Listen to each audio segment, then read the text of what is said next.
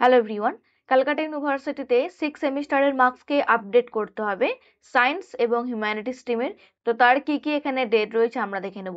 প্রথমে অফিসিয়াল ওয়েবসাইটে আসবো, তারপরে অ্যাডমিশন 2025। আগে আমরা দেখবো সায়েন্স ডিপার্টমেন্টে, যেহেতু এদের আগে এক্সাম হয়ে যাচ্ছে। তারপর আমরা অ্যাডমিশন শিডিউলে ক্লিক করব। যারা সায়েন্স স্ট্রিমে রয়েছে, তোমাদের কিন্তু ফাইনাল মার্কশিটকে আপলোড করতে হবে 23শে আগস্টের মধ্যে।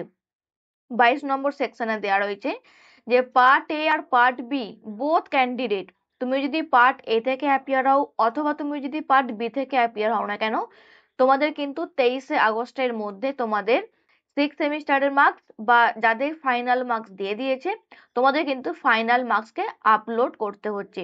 এবার দেখো, যেহেতু পার্ট এ স্টুডেন্টদের কোনো রকম এন্ট্রান্স এক্সাম দিতে হচ্ছে না, তাই জন্য পার্ট এ স্টুডেন্টদের কিন্তু এই ডেটটা এক্সটেন্ড না হলেও হতে পারে। কিন্তু যেহেতু পার্ট বি স্টুডেন্টদের 27শে আগস্ট এক্সাম হচ্ছে, তো তোমাদের কিন্তু যদি এক্সটেন্ড হয় সেটা 23 তারিখের পর বোঝা যাবে। আপাতত তোমরা লাস্ট ডেট হিসাবে 23 তারিখই ধরে রাখো। এটা আমি কথা বললাম সায়েন্স ডিপার্টমেন্টের। এরপর আমি দেখবো আর্টস ডিপার্টমেন্টের। তো তার জন্য আমরা এমএ সেকশনে ক্লিক করব। সো এখানেও আমরা অ্যাডমিশন শিডিউলে ক্লিক করব।